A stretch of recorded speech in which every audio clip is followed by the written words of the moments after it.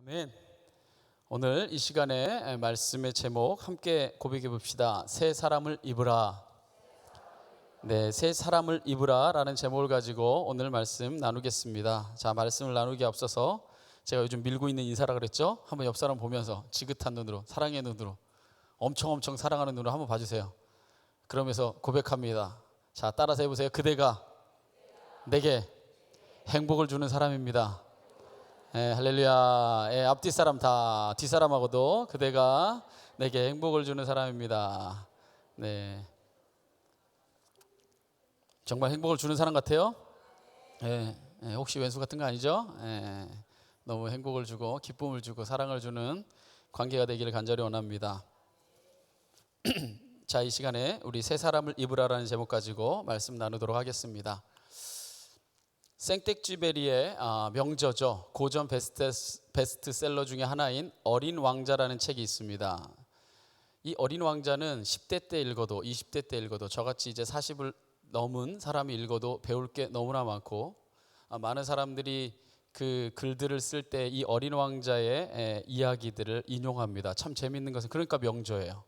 10대 때 읽어도 배울 게 있고 40대 때 읽어도 배울 게 있고 심지어 60대 70대가 돼도 배울 게 있는 문구들이 너무나 많습니다. 그중에 이 생텍쥐베리의 어린 왕자에 보면 이 어린 왕자가 어린아이와 어른을 구분하는 기준을 이야기합니다. 어린아이와 어른, 이 두 부류를 구분하는 기준으로 이 어린 왕자가 들이대는 게 뭐냐면 숫자예요. 자, 이 숫자를 기준으로 어린이와 또한 어린이 같은 이 순전한 마음과 어른들을 구분해서 말합니다. 쉽게 예를 들면 이런 겁니다. 어린아이가 새로운 친구를 예를 들어 사귀었습니다. 그래서 집에 가서 말합니다. 엄마, 나 새 친구 사귀었어. 이렇게 말을 하는 순간에 이제 어른들은 자, 물어보는 게 그의 목소리가 어떻니? 그 애는 무슨 색깔을 좋아한대? 벌써 웃잖아요. 걔는 어떤 놀이를 좋아하니? 걔 성격은 어떠니? 묻지 않죠. 보통은 이런 거 묻습니다. 몇 살이니? 그죠? 형제는 몇인데? 반에서 몇 등이나 해? 너하고 놀려면 좀 잘하면 좋죠. 그죠? 몇 등이나 해? 몇 살이니? 좀 요즘에 그 엄마들은 심지어 집이 몇 평이니까지 물어보죠. 그래서 완전히 부류가 다른 사람들은 놀지도 못하게 하는 심지어 그런 정도의 모습까지 보이기도 합니다. 또한 또 다른 예를 하나 들어볼까요? 예를 들어 어린아이가 가다가 너무너무 예쁜 집을 봤어요. 너무너무 예쁜 거야. 이 어린아이 눈에는 너무나 동화 같고 너무나 아름다운 집을 봤어요. 그래서 엄마한테 가서 말합니다. 엄마, 나 진짜 예쁜 집을 봤어. 그 집에는 있잖아, 잔디가 깔려있는데 개가 깡총깡총 뛰어다니고 막 설명합니다. 빨간 벽돌이 돼 있는데 하늘에서 내려온 천사 같은 모습에 흰 페인트 칠이 지붕에 돼 있고 이러면요, 엄마가 상상이 잘 안 돼요. 근데 딱 한마디면 정리가 됩니다. 엄마, 그 집이 10억이 넘는데. 그럼 좋은 집이구나. 단박에 어른들은 이해가 된다는 겁니다. 이러한 생텍쥐베리의 이 통찰이 저는 우리 그리스도인들에게도 많은 통찰을 전해준다고 생각합니다. 사실 우리의 모습도 그렇지는 않습니까? 어떤 한 사람의 가치와 의미를 있는 그대로 보려고 하기보다는 숫자로 등급을 매기고 우열을 가리는데 우리가 훨씬 더 익숙하지 않느냐는 것입니다. 심지어 하나님의 거룩한 사명을 감당하는 교회조차도 우리가 보통 세속적인 가치관에 의해서, 숫자에 의해서 이 교회를 판단하고 규정짓고 등급을 매기는 것은 아닌지 우리가 늘 반문해야 됩니다. 우리가 보통 교회를 평가할 때도, 심지어 가장 하나님의 거룩한 처소라는 교회를 평가할 때도 무엇을 가지고 평가합니까? 자, 예를 들어서 교회가 교회된 사명을 감당하기 위해서 예수님이 깃들어 있는, 예수님이 담겨져 있는 지극히 작은 자 하나에게 얼마나 따뜻한 마음을 나누는지, 가난한 자, 노약자, 장애인과 같이 소외된 계층을 얼마나 배려하고 얼마나 그들을 끌어안는지를 묻기보다는 교인은 몇 명이야? 예산은 얼만데? 교회가 몇 평이 돼? 이야, 좋은 교회네. 우리가 평가하는 것들이 너무나 때로는 세속적인 가치관의 숫자에 의해서 그 교회가 좋은 교회고 성장하는 교회고 때로는 심지어 부흥이라는 이름까지로 덧붙이고 있는 건 아닌지 모릅니다. 이처럼 지극히 자본주의적이고 물질 중심적인 가치관에 매여서 판단하고 세상을 바라보고 심지어 교회조차도 그러한 잣대로 평가하는 성도들, 세상 사람들이 아닙니다. 예를 들어 교회 몇 명이야? 교회 당장에 누구 교회 갔어요? 그래, 그럼 교회 성도가 몇 명이야? 벌써 우리가 묻는 것들이 그런 거잖아요. 그죠? 자기 교회래? 자기 건물이 있어? 우리가 묻는 이런 가치관들이 심지어 성도들조차도 그러한 세속적인 물질 간의 가치관에 매여서 우리가 때로는 살아가는 자가 아닌지를 돌아봐야 됩니다.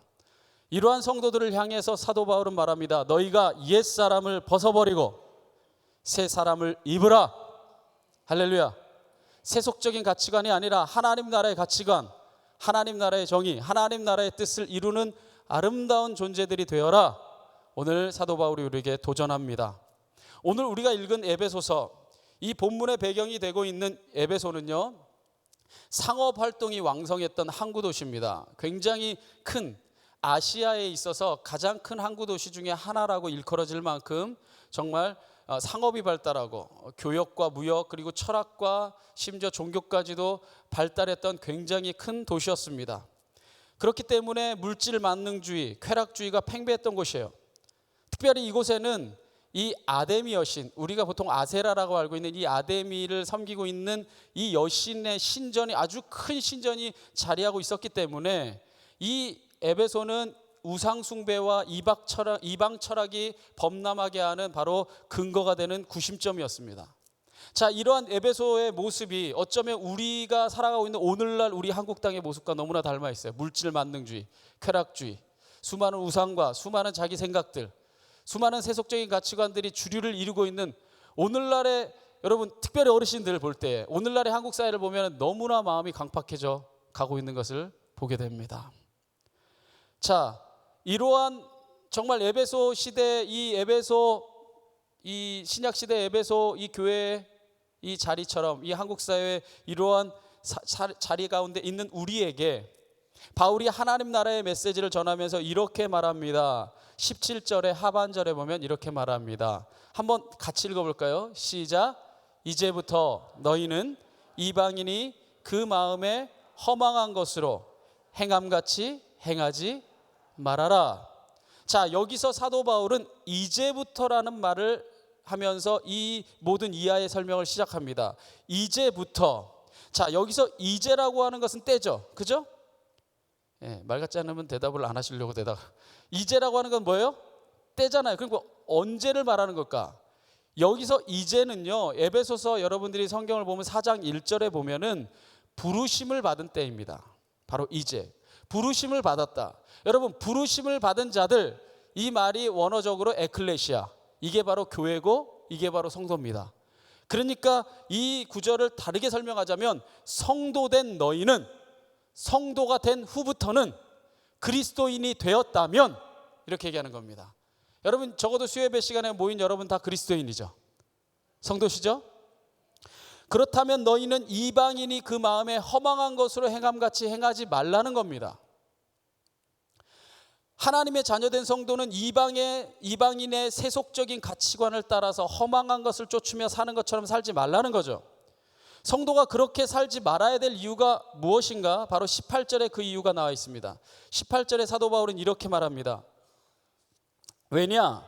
이방인, 바로 그들은 총명이 어두워지고 그들 가운데 있는 무지함과 그들의 마음이 굳어짐으로 말미암아 뭐에서 떠나 있도다? 하나님의 생명에서 떠나 있다고 말합니다. 중요하죠. 너희가 이방인이 허망하게 행하는 것처럼 행하지 말아야 된다. 그 이유는 뭐냐? 다른 모든 것 가로를 치고라도 하나님의 생명에서 떠나 있기 때문에. 다른 말로 표현하면 뭡니까? 죽어 있기 때문에. 좀 더 우리 신앙적으로 말하면 영적으로 죽은 존재이기 때문에. 그렇습니다. 이방인은 총명이 어두워짐으로 말미암아서 진정으로 알아야 될 것을 알지 못하는 무지함과 또 무정함, 마음이 굳어져서 무정함으로 인해서 하나님의 생명에서 떠나 있는 존재입니다. 하나님의 생명에서 떠나 있다는 것은 다시 한번 말하지만 영적으로 죽어 있다는 거예요. 그렇기 때문에 그들에게는 어떤 현상이 나타나냐? 19절과 같은 현상이 나타납니다. 어떤 현상입니까? 그들이 감각 없는 자가 되어서 자신을 방탕에 방임하며 모든 더러운 것을 욕심으로 행한다는 겁니다. 하나님의 생명에서 떠나서 죽어있기 때문에 감각이 있겠어요, 없겠어요? 영적인 감각이 없죠. 그러니까 방탕하고 방임하고 온전히 자기의 모든 더러운 것을 욕심과 욕망으로 행하면서 그것이 죄인지조차 모르고 살아간다는 겁니다. 마치 아담과 하와가 그랬던 것처럼. 하나님의 생명에서 떠나 있기에 영적으로 죽어 있고, 영적으로 죽어 있기에 감각이 무뎌져 있고, 감각이 무뎌져 있기 때문에 자신이 하나님 앞에서 방탕하고 방임하고 심지어 하나님을 외면하고 있으면서도 알지 못하는 거죠. 그렇다면 바울의 메시지에 비춰본 우리의 모습은 어떻습니까? 이 시간 나의 모습은 어떻습니까? 우리가 그리스도인으로서 하나님의 부름을 받았다고 고백했음에도 불구하고 마음은, 심중은 허망한 것만을 때로는 추구하고 있지는 않습니까? 우리가 진짜 그리스도인이라고 한다면 우리의 이 모든 마음을 허망케 하는 이 세상의 모든 허탄한 신화, 제가 아까 말했잖아요. 숫자로 가치를 매기고 등급을 매기는 이 세상의 허망한 신화를 여러분이 버려야 됩니다. 할렐루야. 그래야 교회가 교회다워지고 성도가 성도다워지고 하나님의 빛과 하나님의 영향력이 이 땅 위에 생명을 살리는 역사로 일어날 수 있습니다. 이 세상의 모든 허탄한 신화를 버리고 오직 예수 그리스도의 삶을 본받는 자가 되어야 될 것입니다. 그렇게 그리스도의 삶을 본받아 살아가게 될 때에 우리는 허망한 것이 아니라 분명한 것을 쫓게 될 것이고, 하나님의 생명에서 떠난 자가 아니라 하나님의 생명에 속한 자가 될 것입니다. 이렇게 육체의 욕심을 따라 사는 삶의 허망함을 지적한 바울이 우리 그리스도인을 향해서 이렇게 외칩니다. 이거 20절은 굉장히 중요하니까 같이 한번 읽어보겠습니다. 20절 시작. 오직 너희는 그리스도를 그같이 배우지 아니하였느니라. 전혀 여러분들이 이 구절만큼 마음에 새겼으면 좋겠어요. 바울의 이러한 선고는 참으로 우리의 폐부를 찌르는 정말 촌천살인과 같은 그런 말이 아닐 수 없습니다. 욕심과 욕망을 따라 살아가는 것, 세상의 모든 허탄한 신화를 쫓는 것은 결코 예수님으로부터 연유한 것이 아닙니다. 그래서 우리가 예수 그리스도를 배우는 자, 예수 그리스도를 쫓는 자, 예수 그리스도를 믿는 자가 그리스도인인데, 우리는 이 세상의 이 세속적인 가치관을 쫓아 살아가는 것은 예수님에게 배운 적이 없다는 거예요. 예수님에게 배운 적이 없는 삶의 수많은 양태들이 우리 성도들의 삶에서, 우리의 삶의 현장에서 얼마나 많이 나타나고 있습니까? 참으로 수많은 성도들이 믿음이 있노라 하면서, 다시 한번 강조하지만 숫자로 사람을 평가하고, 심지어 숫자로 하나님의 교회조차도 평가하고, 더 높은 자리, 더 인정받고 더 대접받는 자리에 서기를 원합니다. 우리가 신앙생활을 하면서 추구하는 모든 일들의 본질을 살펴보십시오. 본질, 우리는 과연 무엇을 쫓고 있는가? 그것이 그리스도에게서 배운 것을 행하고 있는가? 저는요, 요즘에 수많은, 여러분들 인터넷 시대가 되고 특별히 TV, 듣기만 해도 유선 시대가 돼서 수많은 설교들을 듣습니다. 수많은 설교들과 수많은 책들과, 저는요 점점 요즘에 하고 있는 일이 뭐냐, 저 예전에요 저 성격이 끝장을 보는 성격이에요. 동의하지 않는 것 같지만 제가 그래요. 공부를 하겠다 마음 먹으면 끝장을 보고 공부를 하고, 운동을 하겠다 마음 먹으면 좀, 저랑 같이 운동하시는 권사님들이 맨날 말려요. 목사님 제발 그렇게 하지 말고. 근데 어떻게 시작만 하면 그렇게 되는 걸. 성격이에요. 뭘 끝장을 내요. 그래서 제가 옛날에 일화 중에 하나가, 예전에 제가 찬양 인도할 때는 찬양 테이프 사는 게 제가 뭐라고 그러죠? 취미라고 해야 되나? 취미였어요. 근데 그때 당시엔 제가 돈이 별로 없을 때요. 돈이 별로 없을 때인데도 돈만 생기면 이렇게 이렇게 찬양 테이프 사가지고 듣고 그 찬양 인도할 때 쓰고, 이게 이제 취미였는데, 어느 때는 제가 아르바이트를 해서 돈을 이렇게 쫙 모았어요. 한 60만 원 가까이 모았어요. 지금으로부터 20여 년 전에. 좀 놀래주세요. 많이 모았죠? 많이 모아서 제가 찬양 테이프를 사러 갔어요. 찬양 테이프를 사러 갔는데 찬양 탭을 사다 보니까는 그때 당시에 호산나 인테그리티라고 이 미국에서 지금 이렇게 찬양 인도하는 게 좀 더 굉장히 그때 당시에는 이제 많은 사람들에게 알려졌던 그 우리의 곡들을 번안하는 곡들의 원곡들을 연주하는 정말 우리 한국 그 교회에서 찬양 인도하는 수준보다는 몇 배가 윈 찬양 테이프가 있는데, 제가 그거를 레코드점에 가서 샀으면 몇 개 없었을 텐데 총판하는 데를 갔어요. 이게 음반을 총판하는데 이렇게 배급하는 데를 갔더니 세상에 박스별로 해갖고 그 매칭에 다 있는 거예요. 그래서 그때 제 기억으로 그 60만 원치를 거의 다 샀어요. 그러니까 그때 그 테이프인가요? 그걸 한 100개 정도 산 것 같아요. 다 샀죠. 보이는 대로 그냥 처음에는 한 3, 4개 사려고 들어간 거죠. 끝장을 보는 성격이 있어서 내 돈 있는 거 끝까지 다 샀어요. 그랬더니 거기 그 사장님이 놀라는 거예요. 웬 젊은 애가 갖고 테이프 몇 개 사러 갈 줄 알았더니 한 100개 가까이 사니까 사장님이 놀라면서, 아니 젊은 사장님이 레코드사 차리셨나 봐요. 이러면서 저한테 지금도 아주 기억나요. 한 10대 개를 샘플로, 이게 요즘에 나온 음반인데 들어보세요 하고 저한테 샘플로 10몇 개를 줬어요. 그래서 제가 그때 막 엄청나게 많은 테이프를 사고 와서 그 다음에는 계속 굶었던 기억이 나요. 원래 계획으로는 한 달을 쓰기 위함인데 처음에 찬양 테이프를 샀다가 성격이에요. 그러니까 못 고치겠더라고요. 그런데 오늘날 우리가 이 세상을 살아가면서 우리가 성격대로 우리가 최선을 다하고 무언가를 끝장을 보고 무언가를 대단한 것을 쫓고 우리가 무언가를 추구한다고 할 때에 그것이 과연 때로는 예수님께 우리가 배운 것, 예수님으로부터 우리가 받은 것인가를 물어봐야 돼요. 제가 아까 말했잖아요. 그런 똑같은 성격이 제가 신학교를 가고 나서 뭘로 바뀌었냐? 찬양 테이프는 이제 다 버렸어요. 우리 교회 이렇게 다 공사하면서 됐고 다 어디 버려졌더라고요. 보니까 제가 뭘로 바뀌었냐면 책으로 바뀌었어요. 아멘 하실 것까지는 없고 그건 꼭 아멘. 제가 또 책도 사러 가면 끝장을 봐요. 그래서 들어간 다음에 몇십 권씩 사온 적도 많아요. 그런데 제가 그걸 성격을 자랑하고 성격을 얘기하려고 하는 게 아니라 저는 좀 더 여러분에게 도전을 드리고 싶어서 얘기를 하는 겁니다. 제가 요즘에 하고 있는 일이 뭐냐? 이제 마음에 지금 하고 있지는 않지만 제가 마음에 지금 하나하나씩 내려놓고 있는 게 뭐냐면 책을 점점 버리는 일이에요. 점점 버리고 있는 일입니다. 점점 책다운 책이 별로 없다는 걸 발견하게 돼요. 자, 제가 그렇게 믿고 살았던, 제가 아까 얘기했잖아요. 저는 감동이 되면 그 사람이 쓴 책은 20권, 20권, 30권이면 30권 굶어서라도 다 샀어요. 그런데 본질들이 하나씩 둘씩 드러납니다. 읽을 수가 없어요.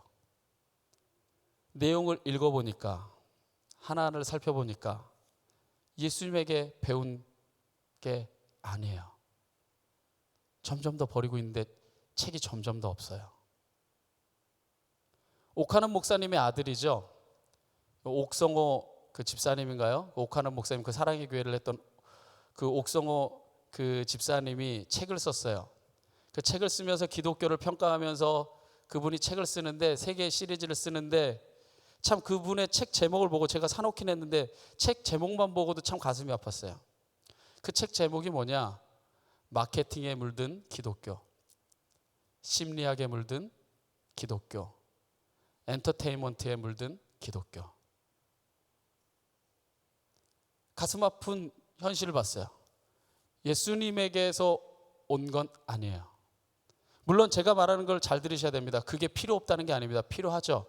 그걸 잘 이용하는 것도 중요합니다. 그런데 본질이 떠나면 안 돼요. 우리가 이 아름다운 성전에서 이제 활기차게 이제 하나님의 복음의 부흥의 역사를 시작할 때에 우리는 누구에게서 배운 것으로 시작하고 누구에게 배운 것으로 마무리 지어야 되느냐? 교회가 교회다워지고 성도가 성도다워지려면 그리스도에게서 배워야 됩니다. 그때야 끝까지, 처음에 좋은 것 같았으나 끝에 변질되는 존재가 아니라 처음부터 끝까지 찬란하게 하나님의 영광을 드러내는 교회가 될 줄 믿습니다. 우리가 그러기에 21절에 이렇게 사도 바울은 우리에게 말합니다. 21절 말씀 한번 다 같이 읽어봅니다. 시작. 참으로 그에게서 듣고 또한 그 안에서 가르침을 받았을진데. 진리가 누구 안에 있습니까? 예수님 안에 있습니다. 우리가 참된 성도라면, 참된 그리스도인이라면 우리가 배워야 될 사람은 예수 그리스도. 예수 그리스도 안에 뭐가 있느냐? 진리가 있습니다. 기억하십시오. 예수 그리스도 안에 진리가 있습니다. 성도가 배워야 될 것, 성도가 따라야 될 것, 성도가 쫓아야 될 것, 성도가 붙들어야 될 것, 아멘 할 때까지 성도가 목숨 걸고 지켜나가야 될 것, 바로 예수 그리스도 안에 있는 진리입니다. 예수 그리스도 안에 있는 진리가 아니고서는 그 어떤 것도 생명을 줄 수 없고 새 사람을 만들 수 없고, 예수 그리스도 안에 있는 진리가 아니고서는 시간이 지남으로 다 변질되고 다 타락되고 마는 겁니다. 우리가 예수 그리스도를 내 삶의 주인 삼고, 내가 주인 삼은 모든 건 내려놓고 예수 그리스도를 내 삶의 주인 삼고 예수 그리스도를 쫓아 살아가야 되는 유일무이한 이유가 바로 예수 그리스도 안에만 진리가 있기 때문입니다. 성도는, 교회는 참으로 그에게서 듣고 그분 안에서 가르침을 받아야 됩니다. 그리할 때 진리가 우리 안에 임하게 되고, 진리를 알 때 진리가 우리를 자유롭게 하는 궁극의 경지에까지 이를 수 있습니다. 그래서 요한 사도는 100세가 다 되어서 그가 인생의 진리를 통달하고 주님의 복음과 60여 년을 교류하고 난 다음에 이렇게 말하죠. 진리를 알지니 진리가 너희를 자유롭게 하리라. 여러분, 하나만 물어볼게요. 진리, 예수 그리스도 안에 진리가 있다 했습니다. 그죠? 할렐루야. 예수 그리스도 안에 진리가 있어요. 그분에게서 듣고, 우리는 그분의 말씀을 듣기 위해서 이 자리에 왔습니다. 저보다 여러분 사회적인 경험으로 따지면 여러분이 더 많을 수 있고, 연배로 따져도 여러분이 더 많고, 여러분이 더 많은 세상의 지혜도 있을 수 있습니다. 그러나 여러분이 젊은 목회자의 이 설교를 듣고 있는 이유도 뭐냐?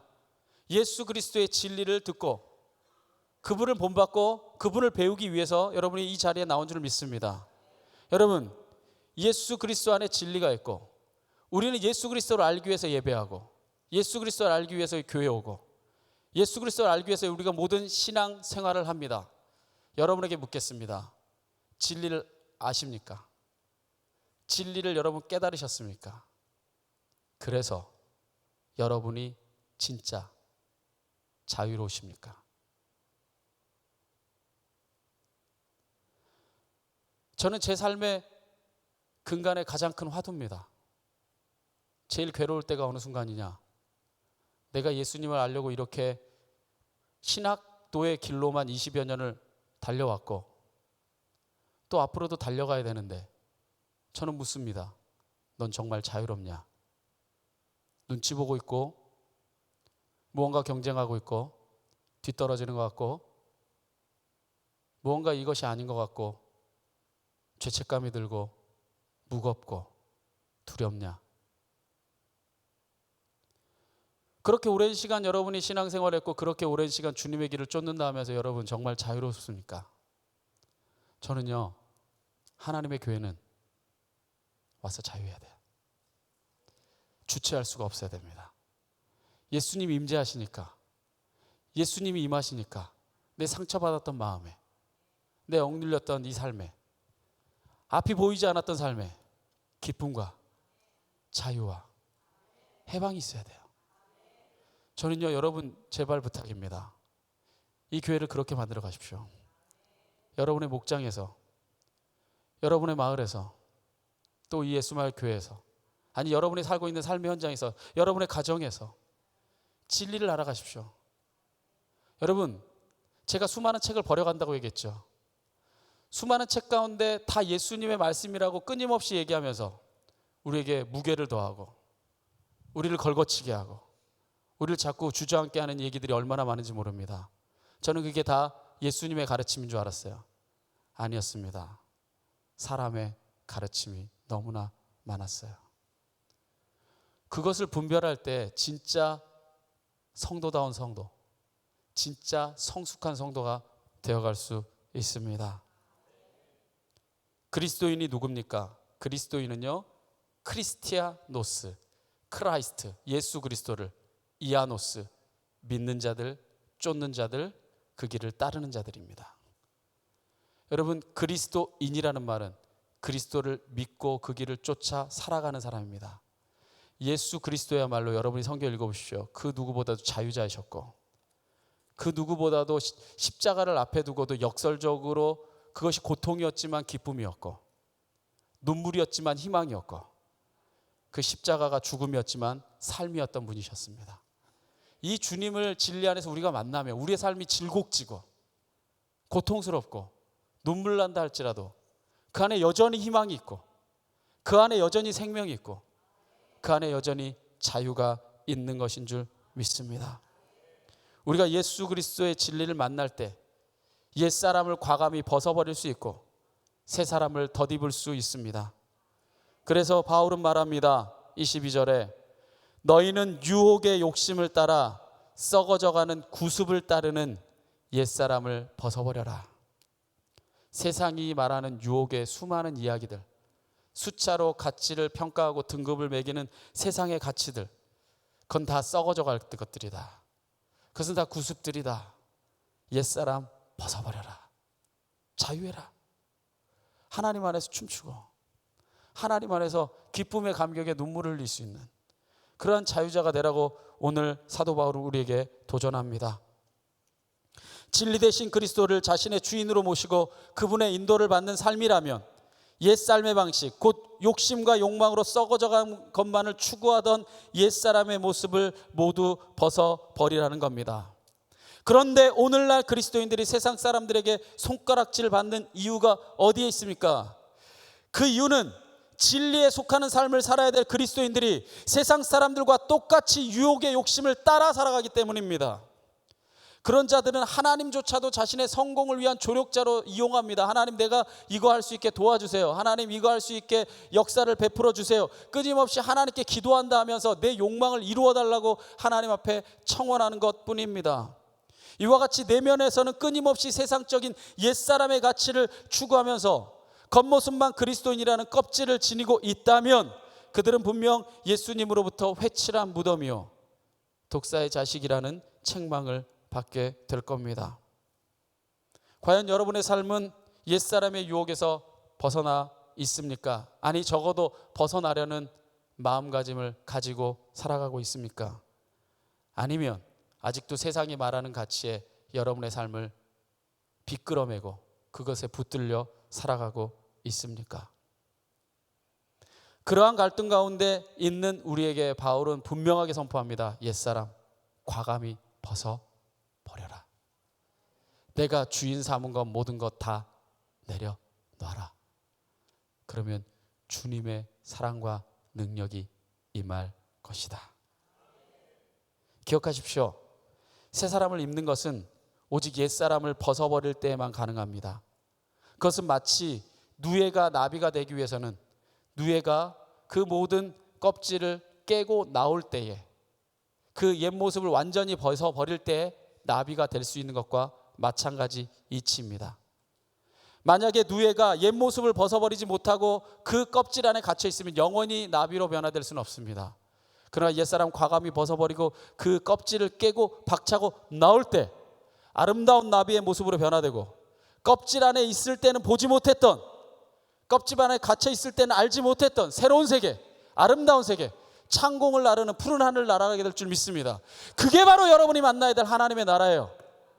그것 때문에 우리는 성도가 되는 겁니다. 그것 때문에 이 지난한 길을 우리는 걸어가는 거예요. 왜 우리가 신앙인이라 하면서 걸어가는 모든 길은 대부분이 왜 세상 사람들을 그렇게도 닮아 있는 것입니까? 어쩌면 이 시대에 예수님이 이 땅에 오신다면 너무나 가슴 아파할지도 몰라요. 왜? 제가 아까 말씀드렸듯이 예수님이 가르쳤던 진리에서 너무나 벗어나 있으니까. 내가 가르쳤던 말은 그게 아닌데 너희는 어쩌면 그렇게 사람의 일을 그렇게 열심히 하고 살았느냐고 우리에게 물을지 모릅니다. 아무쪼록 여러분의 삶에서 이처럼 철저하게 옛사람을 벗어버리는 과정이 있기를 간절히 축원합니다. 그것이 아픔으로 다가올 수 있습니다. 그것이 굉장히 힘들고 지난한 일일 수 있습니다. 그러나 그러한 과정이 결국은 여러분을 하나님 앞에서 새 사람으로 온전히 서게 할 것입니다. 이렇게 완전히 옛사람을 벗어버린 그리스도인을 향해서 이제 바울은 말합니다. 우리 마지막으로 23절과 24절은 여러분이 한번 고백해 보겠습니다. 23절 24절 시작.